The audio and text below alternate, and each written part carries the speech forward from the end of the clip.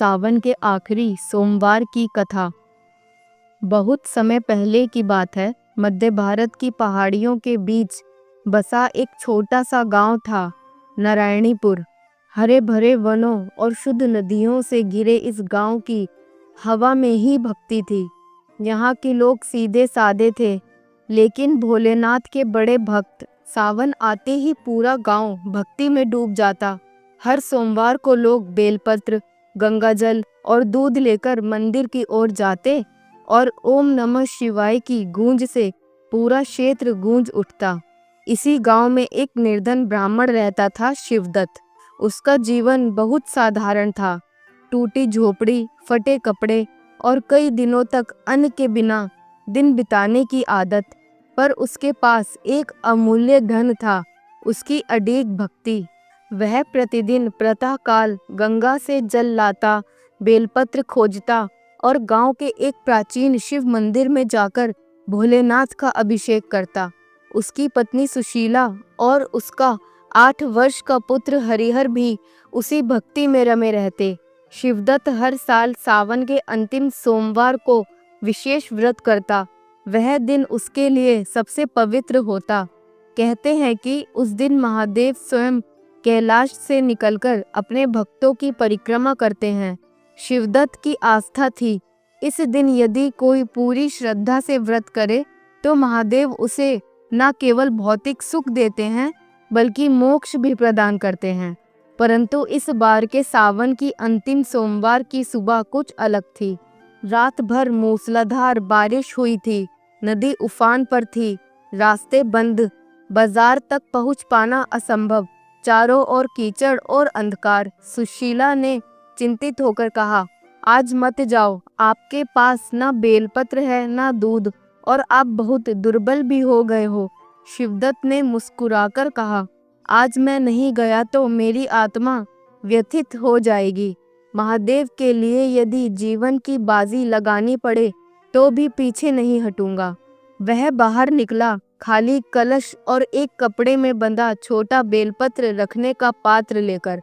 वर्षा के बीच वह जंगल की ओर बढ़ा, जहां उसे बेलपत्र और गंगाजल मिलते थे। कांपते हुए, ठोकरें खाते हुए वह बढ़ता गया। रास्ते में उसे चट्टानों से गिरते जल का स्वर सुनाई दिया। वह उसी दिशा में चल पड़ा।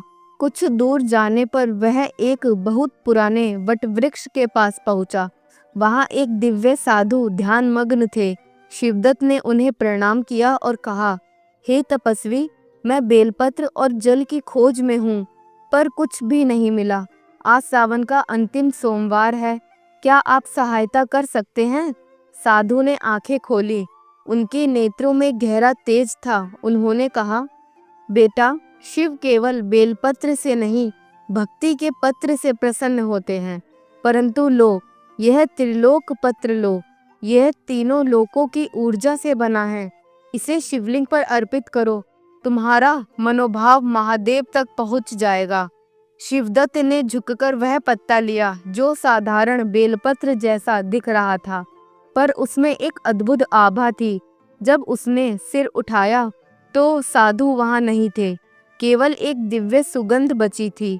वह बेलपत्र लेकर गांव लौटा। मंदिर पहुंचा तो देखा पूरा गांव वही था। लोग उसके तप को जानते थे और आज के रुद्र अभिषेक के साक्षी बनना चाहते थे। शिवदत्त ने सबसे पहले शिवलिंग पर गंगा जल चढ़ाया, फिर दूध, फिर चंदन और पुष्प। जब उसने वह दिव्य त्रिलोक पत्र शिवलिंग पर अर्पित किया, तभी तेज प्रकाश फैला। आकाश से प्रकाश पुंज उतरे, मंदिर के अंदर तेज वायु चली और फिर शिवलिंग से नीली ज्योति फूटने लगी। पूरा मंदिर रोशनी से भर गया। भक्त अचंभित हो गए। शिवदत्त ध्यानमग्न हो गया। तभी एक गंभीर और सौम्य स्वर गूंजा, वत्स शिवदत्त, तूने सच्ची भक्ति की परीक्षा दी है, जो चाहे मांग ले। शिवदत्त ने आंखें खोली। उसने सिर झुकाकर कहा, प्रभु, मेरे गांव में कोई भूखा ना रहे, सबको अन्न, ज्ञान और भक्ति मिले, मुझे कुछ नहीं चाहिए। महादेव मुस्कुराए। उसी क्षण मंदिर के बाहर अनाज से भरे रथ प्रकट हुए, स्वर्ण मुद्राओं से भरे कलश रखे गए और गांव के हर द्वार पर दीप जल उठे। भूख, अभाव, दरिद्रता सब मिट गए। उधर कौशल राज्य के राजा जयवर्धन को यह सब बर्दाश्त नहीं हुआ। उन्होंने कई बार महादेव की शक्ति का अपमान किया था। एक बार जब एक तपस्वी ने उन्हें सावन के सोमवार की महिमा बताई थी, तो उन्होंने उसे कारागार में डाल दिया था। राजा ने ऐलान किया था, मैं ही भगवान हूँ अपने भाग्य का। कोई महादेव या विष्णु मुझे क्या दे सकते हैं। परंतु अब जब उन्होंने सुना कि एक निर्धन ब्राह्मण के कारण पूरे गांव में चमत्कार हुआ, तो उनका क्रोध और अहंकार और भी बढ़ गया। उन्होंने कहा, मैं स्वयं जाऊंगा उस मंदिर में और उस ब्राह्मण की परीक्षा लूंगा। पर उसी रात राजा को एक भयानक स्वप्न आया। स्वप्न में शिवजी त्रिशूल लेकर प्रकट हुए और कहा, तूने बार बार मेरी महिमा का उपहास किया, अब समय है तू अपने कर्मों का फल भोगे। राजा चीखते हुए जागे और उसी क्षण महल में आग लग गई। सेना विद्रोह कर उठी। शत्रुओं ने सीमाओं पर आक्रमण किया। राज्य उजड़ने लगा। राजा अकेला जंगलों की ओर भागा। जंगल में भूखा प्यासा घायल राजा भटक रहा था।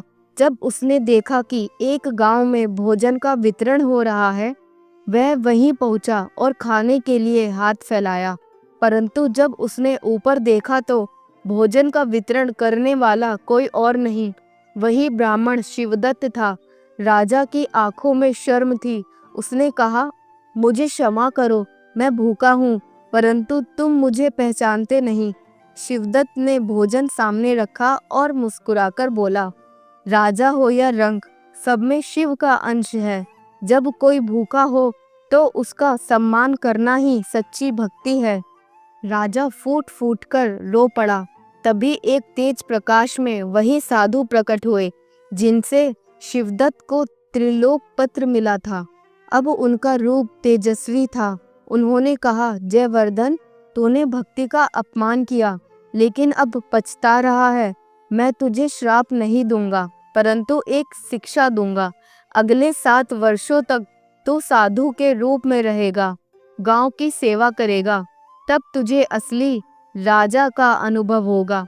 साधु ने अपना त्रिशूल उठाया और उनके रूप में स्वयं महादेव प्रकट हुए। सभी लोग नतमस्तक हो गए।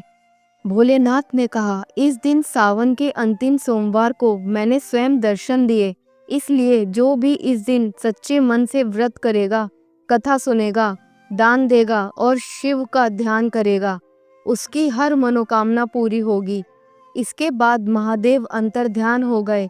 राजा साधु का वेश धारण कर गांव-गांव भिक्षा मांगने चला। शिवदत्त को गांव वालों ने देवता की तरह मान लिया। उसका घर कभी खाली ना रहा और 7 वर्षों बाद शिवदत्त कैलाश पर्वत के पास हिमालय में लीन होकर शरीर त्याग गया। उस समय एक दिव्य पुष्प वर्षा हुई और स्वर्गदूतों ने उसके शरीर को ले जाकर हिमकुंड में विलीन कर दिया। कहते हैं उसी स्थान पर आज एक त्रिलोकेश्वर मंदिर है, जहां हर वर्ष सावन के अंतिम सोमवार को लाखों लोग कथा सुनते हैं, जल चढ़ाते हैं और अपने जीवन की मनोकामनाएं पूर्ण करते हैं। और इस तरह एक साधारण भक्त की भक्ति ने शिव को प्रकट कर दिया। सावन के आखिरी सोमवार को अगर सच्चे मन से शिव का ध्यान किया जाए तो जीवन की हर अंधेरी रात उजाले में बदल सकती है। आज आपने जो यह कथा सुनी है, उसे सिर्फ अपने तक मत रखिए। इस पावन कथा को हर उस व्यक्ति तक पहुंचाइए जिसकी कोई अधूरी मनोकामना हो, जो किसी संकट से जूझ रहा हो या जो भोलेनाथ पर विश्वास रखता है।